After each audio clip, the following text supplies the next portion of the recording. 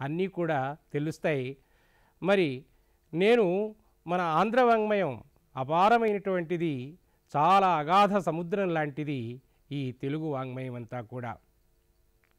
ఈ వాంగ్మయంలో పురాణాలున్నాయి, ప్రబంధాలున్నాయి, కావ్యాలున్నాయి, నాటకాలున్నాయి, కథలు ఉన్నాయి, మరి నవలలు ఉన్నాయి, ఎన్నో ఎన్నో ఎన్నో కవితా శాఖలు. దిగంబర కవిత్వం, విప్లవ కవిత్వం, అభ్యుదయ కవిత్వం, వచన కవిత్వం, దళిత కవిత్వం, మినీ కవిత్వం, స్త్రీవాద కవిత్వం, ఇలా ఇలా ఎన్నో శాఖోపశాఖలుగా ఈనాడు కవిత్వం ఆంధ్ర భాషామ తల్లి మనోజ్ఞంగా మనకు దర్శనమిస్తూ ఉంది. వాటన్నింటిలో కూడా అతి ప్రాచీనమైనటువంటి తెలుగు కావ్యాలలో ఉండే ఆ మహాకవుల యొక్క మరి ఆ ప్రజ్ఞాన వైభవ ప్రాభవాలతో తెలుగు భాష గొప్పతనాన్ని, ఈ తెలుగు పలుకుబళ్ళ యొక్క ఆధిక్యాన్ని, ఆ లోకోక్తుల్ని, ఆ సామెతలని, ఆ అద్భుతమైనటువంటి పదబంధాలని ఎలా చెప్పారో మరి ఈ ఉపన్యాసంలో కొంత మనం చూడవచ్చు. కవి సామ్రాట్ వారంటారు, బహుజన్మ కృతపుణ్య పరిపాకమున చేసి ఆంధ్రుడై ధాత్రిలో అవతరించు. ఆంధ్రత్వం ఆంధ్రభాషాచ నాల్పస్య తపసఫలం. ఆంధ్రదేశంలో పుట్టటం, ఆంధ్ర భాషను మాట్లాడగలగడం ఒక జన్మలో చేసినటువంటి తపస్సు చేత సాధ్యం కాదు. ఎన్నెన్నో జన్మల పుణ్యాలు ఫలిస్తేనే కానీ ఈ తెలుగు నేలలో తెలుగువాడుగా పుడతాడు, తెలుగు భాషను మాట్లాడతాడు అని ఆనాడు అప్పయ్య దీక్షితుల వారు చెప్పినటువంటి మాటనే మరి మన ప్రజల భాషలో అద్భుతంగా కవిత్వం చెప్పినటువంటి కవి సామ్రాట్ వారు, బహుజన్మ కృతపుణ్య పరిపాకమున చేసి ఆంధ్రుడై ధాత్రిలో అవతరించు. బహుజన్మ కృతపుణ్య పరిపాకమున చేసి ఆంధ్ర భాషను మాటలాడుచుండు. బహుజన్మ కృతపుణ్య పరిపాకమున చేసి ఆంధ్రత్వమన ఇద్దియన నిరుంగు. బహుజన్మ కృతపుణ్య పరిపాకమున చేసి ఆంధ్రీ మహాశక్తిన్ ఐక్యముందు. వట్టి నడమంతరపు సిరి పట్టినట్టి భాషలన్కని మది భ్రాంతి పడకుమోయి. ఆంధ్రుడా ఆంధ్రుడా అని అని నయంత ఆత్మతత్వము అఖిలము ఎరుంగుట అని తెలియు. ఈ ఒక్క భావగంధాన్ని, ఈ పరిమళాన్ని ఆఘ్రాణించగలిగితే తెలుగువారు మనోజ్ఞమైనటువంటి అద్భుతమైనటువంటి మహిమ కలిగిన దేవుళ్ళుగా మారిపోతారు. ఆత్మతత్వము అఖిలము ఎరింగినటువంటి జ్ఞానులు. విద్యల లోపల ఉత్తమ విద్య కవిత్వమని పెద్దలు నిర్ణయించారు. ఆ కవిత్వంలో తెలుగు యొక్క గొప్పతనాన్ని ఆ మహాకవులు ఎలా చెప్పారో నేను ధారణావధానిగా ఆ పద్యాలలో ఉండేటువంటి గొప్పతనాలని చూపిస్తూ ఈ తెలుగు యొక్క ఆ అద్భుతమైనటువంటి మహిమలని మీ అందరికీ కొంత గుర్తు చేస్తున్నాను. దీనితో మీలో ఉవ్వెత్తుగా ఈ భాష మీద అభిమానం, ఈ భాష మీద ప్రేమ ఉప్పొంగాలని, తద్వారా తెలుగులోనే మాట్లాడాలి, తెలుగులోనే సాంకేతిక శాస్త్రాన్ని కూడా అభ్యసించాలి, తెలుగులోనే కూడా మరి వైద్యశాస్త్రం కూడా నేర్వాలి అనేటువంటి ఒకానొక పట్టుదలతో దీక్షలతో ముందుకు సాగాలి అనేటువంటి ఒక భావన, ఒక అభ్యుదయ భావన, ఒక శుభాకాంక్ష మనసులో పెట్టుకొని ఈ పద్యం చెబుతున్నాను.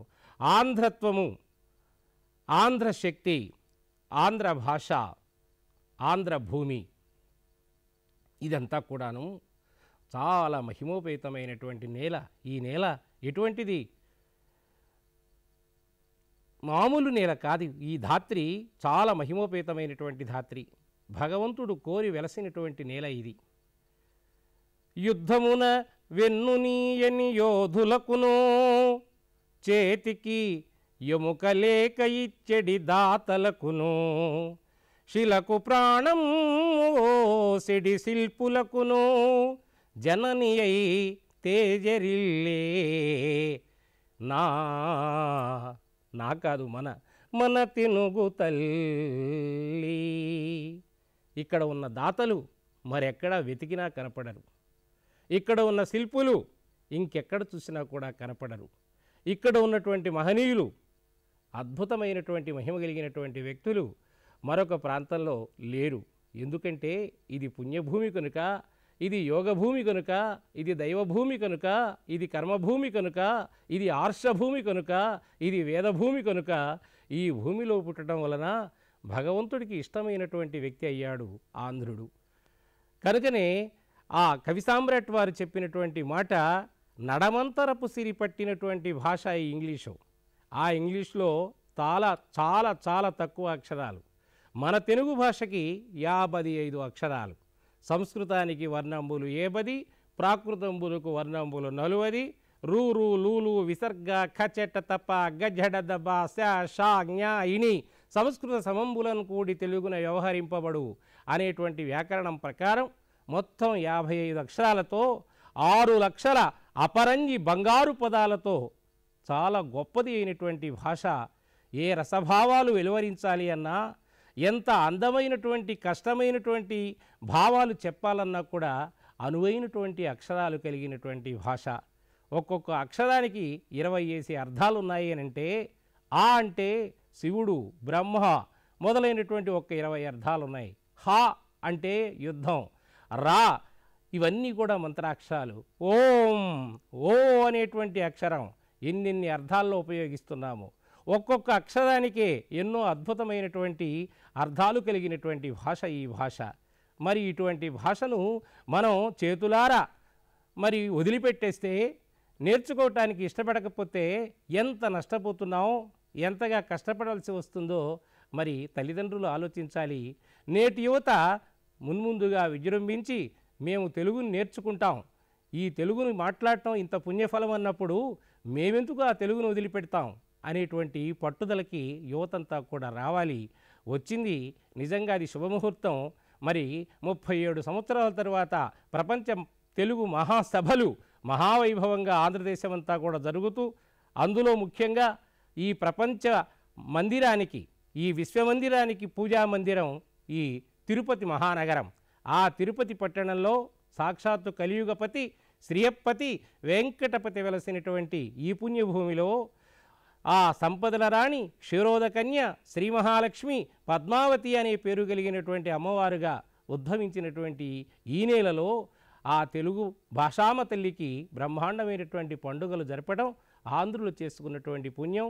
ఈనాడు ప్రభుత్వం కానీ, పెద్దలు కానీ, అనేక మంది మేధావులు కానీ, విద్యావేత్తలు కానీ అందరూ పొలోమని సంరంభంతో, ఎంతో ఉత్సాహంగా, ఎంతో ఆనందంగా, మరి పరిఢవిల్లినటువంటి భాషాభిమానంతో ఈ ఉత్సవాలకి ఏర్పాట్లు చేయడం అందరికీ కూడా శిరస్సు ఉంచి నమస్సుమాంజలి ఈ సందర్భంగా తెలియచెప్తూ ఉన్నాను.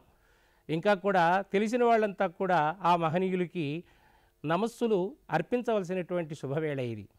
మన రాయప్రోలు వారు అంటారు, నాకు మరలా జన్మంటూ ఉంటే నేను ఈ తెలుగు నేలలోనే పుడతాను, తెలుగునే మాట్లాడతాను అని. ఏ దేశమేగినా ఎందు కాలిడినా పొగడరా నీ తల్లి భూమి భారతిని, తలపరా నీ జాతి నిండు గౌరవము అని ఎంతో అభిమానంతో చెప్పిన మహానుభావుడు జన్మంటూ ఉంటే మోక్షం కాదు, మళ్ళా తెలుగు నేలలో పుట్టాలి, తెలుగును మాట్లాడాలి అని చెప్పని ఆయన మరి తన ఆకాంక్షను తెలియచెప్పాడు ఆయన.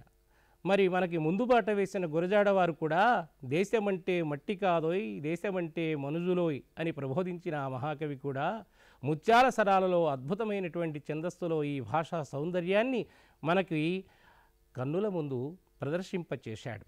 అందుకనే విశ్వనాథ ఆ కవి సార్వభౌములు అంటున్నారు, కవి సామ్రాట్ వారు, మురియు ఆలలో ఓం నమ శివాయటంచు ప్రారంభమును చేయు భద్రజాతి. ఏ జాతి వారు కూడా ఓం నమ శివాయ, నమశివాయ సీధం నమః అని అక్షరాభ్యాసం వేళ అద్భుతమైనటువంటి నమశివాయ మంత్రాన్ని చెప్పేటువంటి ప్రజలు ఎక్కడా లేరండి. ఒక్క తెలుగువారే భారతదేశంలో ఉన్నారు.